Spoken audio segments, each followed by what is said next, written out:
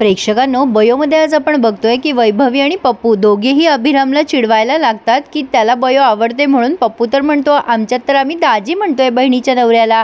अरे तुला माझी बहीण आवडते ना, अरे माझ्या बहिणीसारखी पोरगी तुला शोधून पण सापडणार नाही. वैभवी पण म्हणते खरंय पप्पू दादाचं, माझी मैत्रीण हिरा आहे हिरा. पण आता हे दोघे जण त्याला प्रवृत्त करत असतात की तू बयोला प्रपोज कर. पण अभिराम म्हणतो काही काय बोलताय तुम्ही. पण वैभवी म्हणते अरे असं डायरेक्ट बोललेलंच आवडत असतं, कशाला भिजत घोंगडा ठेवतोस, सांगून टाक की तिला आणि हो मोकळा. आता याला जरा कॉन्फिडन्स आला या दोघांमुळे की बोलूनच टाकूयात. पण आता पुढे आपण बघतोय की आरवने बयोला अतिशय प्रेमाने बसवलंय खाली आणि तिच्यासाठी खीर आणली आहे आणि तिला खाऊ घालताना तिच्यासाठी आभार प्रदर्शित करतोय, म्हणजे थँक्यू म्हणतोय की तुझ्यामुळे बाबा सापडले, तू किती काही केलंयस बाबांना शोधायला, तुझे लाड तर झालेच पाहिजे. पण हे लाड इराला आणि गौतमीला सहन होतील तेव्हा ना. आणि इरा वचवच बोलायला लागते बयोला की हे सगळं तू का करतोयस दादा, तुला कळत कसं नाही, तू इतका कसा भोळा आहे, हे सगळं ही मुद्दाम करतीये, हिने ना काहीही क्रेडिट घेतलेलं नाही आहे, म्हणजे हिचं काहीच क्रेडिट नाही आहे, हे सगळं मम्माने केलं आहे, आपल्या मम्मानेच बाबाला शोधून काढलं आहे, तू हिचे काय कौतुक करतोयस. हिचा ना सगळा प्लॅन आहे हा, या सगळ्या निमित्ताने ही घरात घुसणार, मग बाबा बरा झाला की ही कायमची इथेच राहणार, हिला ॲश्युरिटी मिळून जाईल ना, कायमचं घर मिळेल. आता बयो म्हणते काही काय बोलतेस तू इरा. बरं हिला प्रॉब्लेम काय आहे प्रेक्षकांनो. बरं ठीक आहे सावत्र आहे, अशी आहे तशी आहे, पण इराची असूया ना गरजेपेक्षा जास्ती दाखवतात मालिकेमध्ये, खरंच नाही आवडत हे. बयो आता वाद न घालता तिथून निघून जाते. काय वाद घालणार नाही का, प्रत्येक वेळेला वाद वाढवून काहीच मिळत नसतं म्हणून ती बिचारी निघून जाते. समजदार आहे ना ती, जे समजदार लोक असतात त्यांनाच त्रास होत असतो बाय द वे, हे खरं आहे. असो, पण आता अभिराम खूप कन्फ्यूज झालाय की बयोला तो फूल देऊन प्रपोज करेल, कसं करेल, असं करेल तसं करेल, फिल्मी वाटेल का, हे वाटेल का, ते वाटेल का, बिचारा खूप टेन्शनमध्ये आहे. बयोला राग तर येणार नाही ना वगैरे वगैरे असे तो विचार करतोय. तर आता तेवढ्यात बयो तिथे आली आणि फोकस बिकस बरेच लागले तर मागून, आणि बयो स्माईल करते अभिरामला बघून. अभिरामला जरा जास्तीच टेन्शन आलं आता या क्षणाला, आणि बयो त्याच्या जवळ येऊन म्हणते काय रे काय लपवतोयस मागे, याने पटकन फुलं मागे लपवली आहेत. तेव्हा अभिराम म्हणतो अगं काही नाही काही नाही. बयो म्हणते खोटं नको बोलूस, मी तुला एवढ्या महिन्यापासून ओळखायला लागली, मी सांग बरं मागे काय लपवतोयस. हा काही नाही म्हणून तिच्या मागे पुढे करतोय, म्हणजे फुलं लपवायचा प्रयत्न करतोय. पण बयो शेवटी फुलं बघतेच. अभिराम हे सगळं, म्हणजे अभिराम आणि बयो बोलत असताना ही अंकिता आहे ना, ही चमचीच आहे इराची, ही लगेच व्हिडिओ शूटिंग काढून घेते प्रेक्षकांनो, आणि या गोष्टीचं ना हे खूप मोठं भांडवल करणार आहेत पुढे जाऊन. बयो अभिरामच्या हातामध्ये ती फुलं बघते आणि तिला खूप आनंद होतो. ती म्हणते बरं झालं, मी ही फुलं शोधतच होते. अगोदर ती थोडा सस्पेन्स क्रिएट करते की माझ्या मनात जे होतं ते तुला कसं कळलं. अभिरामला वाटतं की हिच्या मनातही तेच आहे. पण आता बयो म्हणते की माझ्या बाबासाठी मी अशीच फुलं शोधत होते. पण अभिराम बिचारा त्याच्या भावनांवर कंट्रोल ठेवतो आणि काहीच बोलत नाही. इकडे हा दुष्यंत पोटेला समजवत असतो, रॅदर धमकवतही असतो, असं म्हणायला हरकत नाही आहे की आता या शुभंकरची काळजी तुम्ही घेणार आहे. पोटे बरीच विचारपूस करायला लागतो की हा पेशंट तर तुम्ही हलवला होता ना, मग इथे कसा आला. दुष्यंत म्हणतो तुला त्या सगळ्याची विचारायची काही गरज नाही आहे, कामाशी काम ठेवा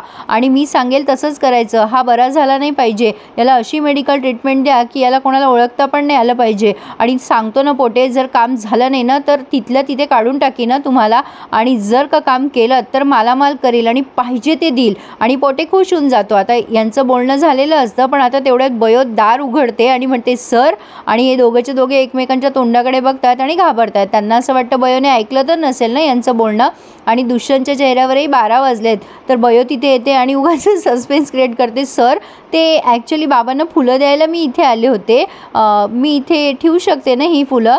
आता दुष्यंत लगेच म्हणतो पोटेला, पोटे जा इथून आणि सांगितलेलं काम व्यवस्थित आणि चोख केलं पाहिजे, कामात दिरंगाई करू नका. आणि आता पोटे गेल्यानंतर दुष्यंत बयोला जरा ओरडतात, तुला कळत नाही का सरस्वती, पेशंट आहे, तू शिकतेस ना, डॉक्टर होणार आहेस ना, अगं पेशंटला त्रास होईल असं वागायचं नसतं, का कळत नाही तुला. तेव्हा बयो म्हणते असं काय करताय सर, माझे बाबा आहेत ते, आणि एवढ्या दिवसांनी सापडले तर मला त्यांना भेटावं असं वाटणारच ना. ठीक आहे, पण तुम्ही म्हणत असाल तर मी एकदाच येत जाईल दिवसातून, बाबाला त्रासही देणार नाही. दुष्यंत म्हणतो ठीक आहे कॅरी ऑन. तर आता तिने तिथे फुलं ठेवली आहेत आणि तिकडनं इरा आली आणि तिला खूप संताप झाला आहे, हिने तिथे फुलं ठेवली आहे म्हणून. असो, पण आता मध्ये हा सीन दाखवला आहे. वैभवी म्हणते सरस्वती आली नाही काय अजून. अभिराम म्हणतो असतो हो ना, तिचीच वाट बघतोय मी. आता तो मागे बघतो तर वैभवी असते. वैभवी म्हणते काय रे काय झालं, तिची वाट बघतोय ना, काय प्रपोजलचं काय पुढे? तेव्हा अभिराम म्हणतो, अगं मी फुलं दिली, पप्पूबाईंनी सांगितलं होतं ना त्याप्रमाणे तिनं ना तिच्या बाबाला दिली ग. वैभवी म्हणते, काय तू वेडायस का रे? अरे अशी फुलं बिलं कशाला दिलीस तू तिला?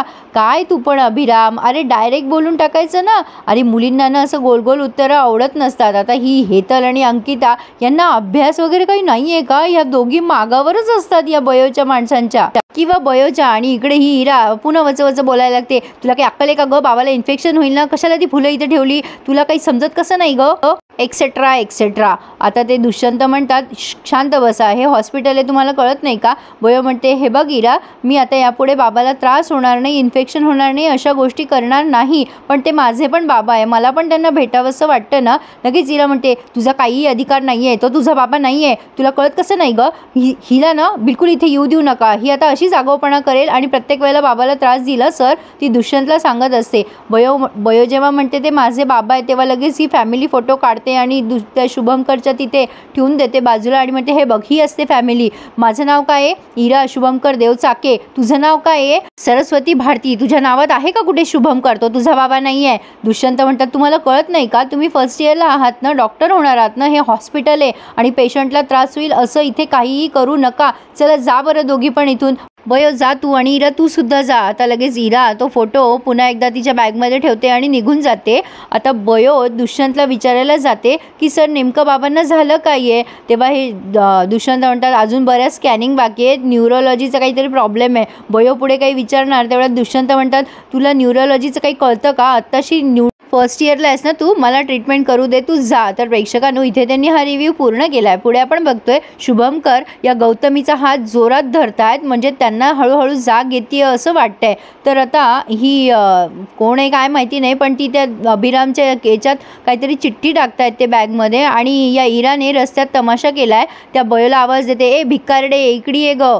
आणि अभिरामचं आणि तिचं नातं किती चुकीचं आहे हे सगळं त्या चव्हाट्यावर मांडणार आहेत. हे अशा पद्धतीने असं दाखवायला नकोय प्रेक्षकांनो, हे सगळं खूपच भयंकर आहे. ड्रामा, सस्पेन्स, मजा मालिकेमध्ये हवी, पण ती एवढी नको की अगदी म्हणजे पचणारच नाही प्रेक्षकांना. हे खूपच अतिरेक करताय असं नाही वाटत आहे का? जिथे छान दाखवलं तिथे कौतुकच होतं की नाही? खरंच आज बयोमध्ये खूप छान दाखवलं आणि जिथे चुकीचं आहे तिथे चुकीचंच म्हणणार ना प्रेक्षकांनो. असं कुठल्याही मुलीचं आणि मुलाचं नातं चव्हाट्यावर मांडणं हे चुकीचंच आहे. ती छोटी इरा सुद्धा बयोशी इतकं वाईट वागत नव्हती जेवढी ही मोठी इरा वाईट वागताना दाखवताय. या इराची असूया जरा कमी दाखवावी एवढीच अपेक्षा आहे. बाकी काय म्हणणार? सबस्क्राईब करा चॅनलला आणि तुम्हाला काय वाटतं नक्की कमेंट करून कळवा. धन्यवाद.